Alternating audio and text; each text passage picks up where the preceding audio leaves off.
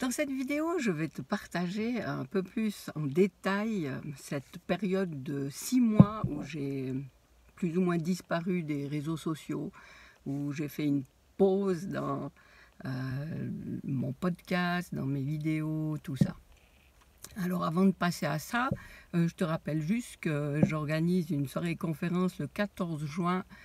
Si tu veux te joindre à nous, eh bien, tu trouveras le lien dans le descriptif. Et puis si c'est après le 14 juin que tu vois cette vidéo, il y aura un autre lien, peut-être une nouvelle conférence, peut-être autre chose, tu verras bien. Alors oui, voilà, déjà, peut-être que je te dis ce qui je suis, si tu tombes là-dessus sans me connaître. Je suis Viviane Kuhn, enquêtologue connectée. Pourquoi enquêtologue connecté? Parce que je considère que la vie, c'est vraiment une enquête qu'on mène sur soi-même. Et puis qu'avant, j'étais criminologue, donc c'est un petit clin d'œil.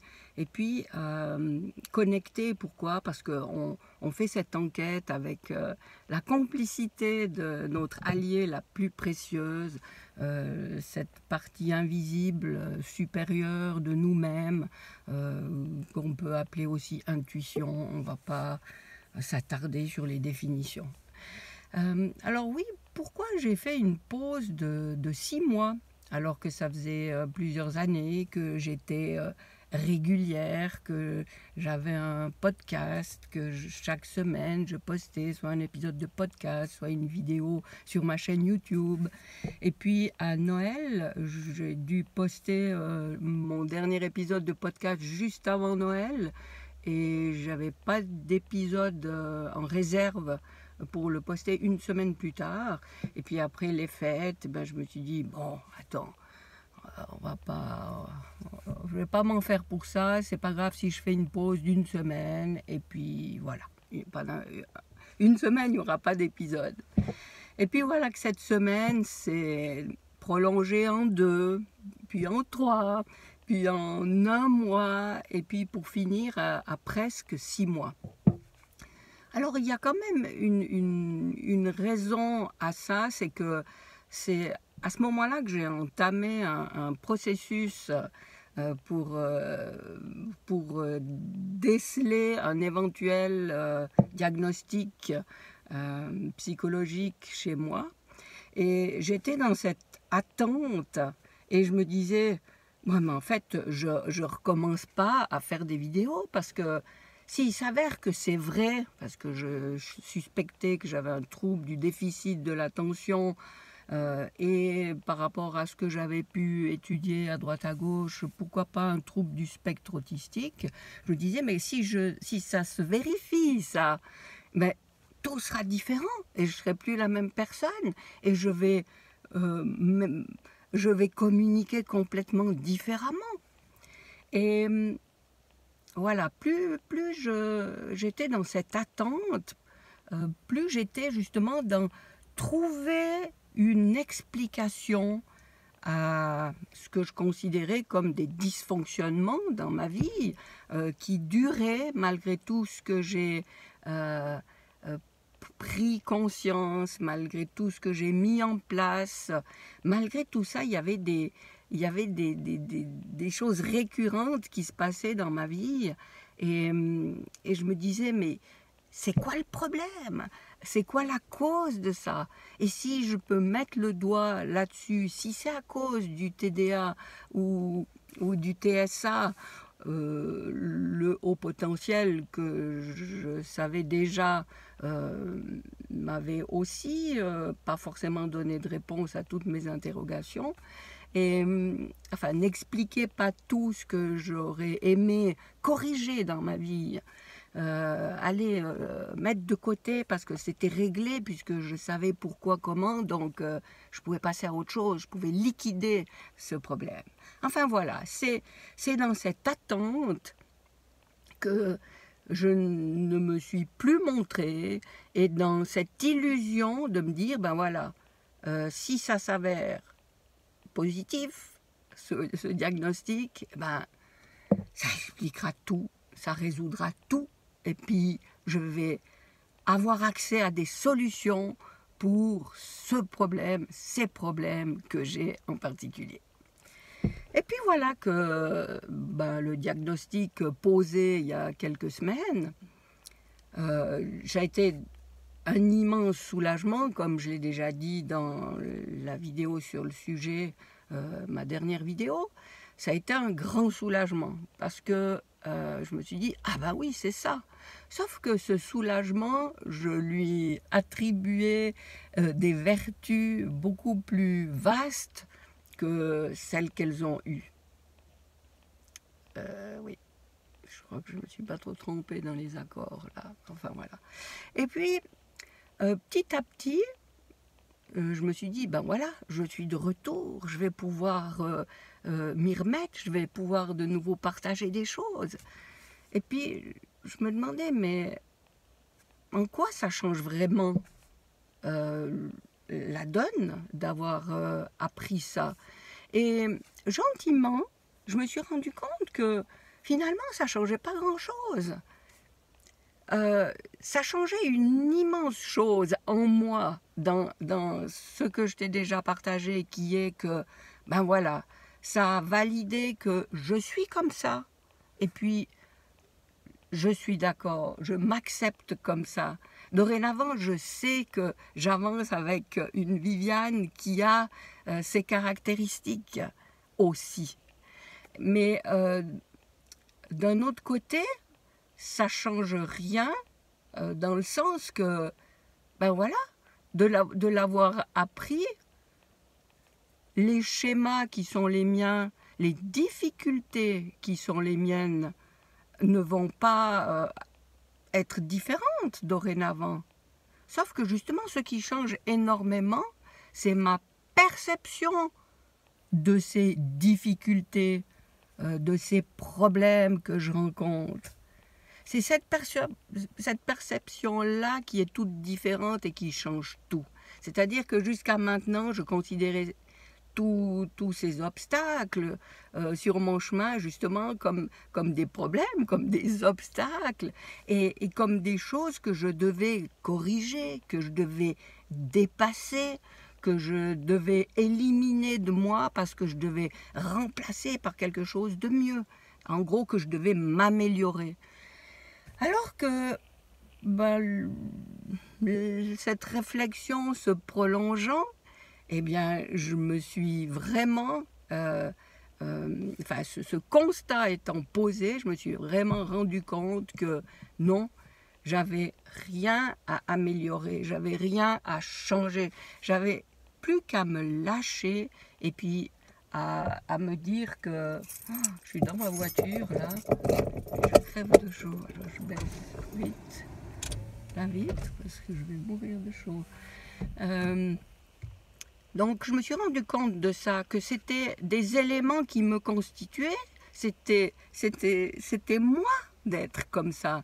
C'était pas moi qui a bossé, qui avait à se rétablir et puis à redevenir quelqu'un qui ressemble plus à quelqu'un d'autre. Et vraiment ça a été un soulagement incroyable. Et par contre, ça me cassait un peu mes plans de me dire, ben voilà, quand je saurai ça, je reviendrai, puis je serai toute neuve, j'aurai un message tout neuf à transmettre, et puis j'aurai autre chose à communiquer aux gens à qui je m'adresse par mes vidéos, par mes partages sur les réseaux sociaux. Et puis non, c'est pas le cas. La seule chose qui change, c'est que oui, je change de posture. Eh bien, le meilleur exemple, la meilleure preuve de ça, c'est cette vidéo que je suis en train de tourner maintenant. Alors, tu vois, c'est une vidéo, je suis dans une voiture, l'éclairage est objectivement catastrophique. J'ai fait des tas de formations, j'ai appris des tas de choses, comment il fallait se mettre, comment il fallait mettre la lumière, et qu'il fallait un micro pour ci, et qu'il fallait un décor avec une lumière au fond, un peu de bleu, un peu de orange, et puis si possible ci, et si possible ça, mais mon Dieu, j'ai tellement validé cette façon de devoir faire les choses d'une certaine manière. Et ben voilà ce que ça m'a apporté, ce que ça me permet maintenant, c'est de me dire, ben voilà, j'ai envie de partager quelque chose en vidéo et je le fais. Et puis ce qui compte, c'est pas la durée de la vidéo, c'est pas le cadre, c'est pas le fait que je sois en plein air, en voiture, chez moi, dans un bureau, devant un cadre particulier, que je porte toujours tel habit. Je sais pas si tu as remarqué, mais chaque fois que je faisais des vidéos, j'avais toujours les mêmes t-shirts, parce que c'était ça que je portais quand je faisais des vidéos. Et puis ça uniformise le truc, et puis ça pose la marque et tout. Enfin bref, encore une fois, toutes des choses que j'avais apprises et qu'en bon élève, je m'efforçais d'appliquer le mieux possible. Et puis en plus de ça, je recevais des messages de gens pourtant chez qui j'apprenais certaines choses, qui me disaient après une vidéo, ah bah oui, je t'ai déjà dit, tu vois, dans cette vidéo tu fais ça, bah faudrait faire comme ça. Et je me disais encore, ah mais oui, j'ai fait faux et tout. Enfin bref, c'était, je me rends compte à quoi je me soumettais. Alors maintenant, si par exemple une vidéo comme ça, toi, te fait mal aux yeux, te fait mal aux oreilles, ou que tu trouves inintéressant, mais il n'y a pas de souci, tu peux arrêter de regarder, puis va regarder des choses qui t'intéressent. Je peux pas plaire à tout le monde, et ce que je dis et la manière dont je le dis ne peut pas plaire à tout le monde, ni sur le fond, ni sur la forme, et c'est très bien comme ça. Et voilà, ça c'est pour la première chose, c'est le premier déclic que j'ai eu et qui fait que maintenant je suis de retour, et puis oui, je me lâche la grappe, et puis même si il aurait fallu normalement faire autrement les choses, et ben je les fais comme elles se présentent, et puis parce que c'est le moment où j'ai envie de le faire, et puis voilà, on y va comme ça. Puis la deuxième chose qui fait que je m'autorise à faire les choses comme ça, c'est que quand même pendant cette période, il y a une information que j'ai pu obtenir, c'est que ce qu'on partage, ou même ce qui est le plus opportun de partager, c'est ce qui nous fait du bien à nous. Alors faut pas se méprendre là. Il faut pas enfin il faut pas, tu fais ce que tu veux si tu veux le prendre comme ça. Mais je dirais qu'on pourrait être tenté de le prendre comme de l'égoïsme, du nombrilisme, de l'égocentrisme, parce qu'on parle que de soi, et puis ça intéresse personne, et puis voilà. Et ben peut-être, si c'est ton cas, encore une fois, ben c'est bon. Tant pis, regarde plus, écoute plus. Par contre, je pense qu'on peut percevoir ça, et ça n'a pas été évident pour moi d'adhérer à cette idée, parce que oui, je suis la première à l'avoir considéré comme du nombrilisme. Mais en fait, plus cette idée infusait en moi, plus j'en ai trouvé de la pertinence. Parce que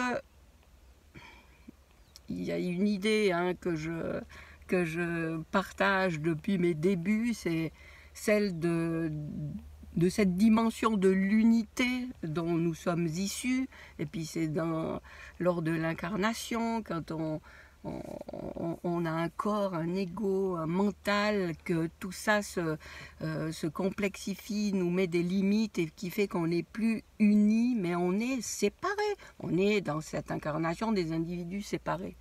Et dans cette idée de partager ce qui nous fait du bien, eh ben, je trouve que ça rejoint cette idée d'unité, et c'est pour ça que je trouve ça génial. C'est que si je te partage quelque chose qui me fait du bien à moi, eh bien, potentiellement, selon ton ouverture, selon ta conscience de ce domaine, eh bien, elle va te faire du bien aussi à toi.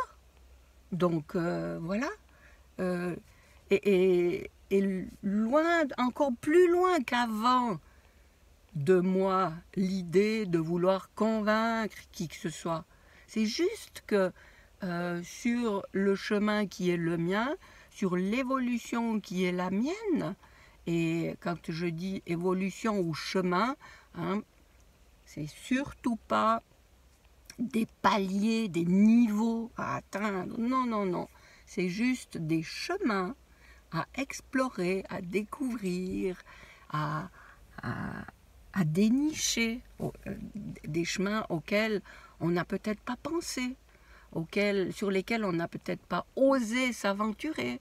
Eh bien, quelqu'un qui nous en parle, si l'énergie de cette personne est proche de la nôtre, eh bien, ce qu'elle nous partage, qu'elle a testé, qu'elle a tenté, elle, et puis qu'elle nous dise ce que ça a fait pour elle, eh bien, oui, ça peut vraiment nous faire du bien à nous. Donc, voilà, si je devais résumer ce que j'ai partagé dans cette vidéo et ce que je voulais te dire par rapport à ce grand silence de 6 mois, c'est que j'ai continué mon chemin en enquêtologue connecté, et puis il y a deux déclics il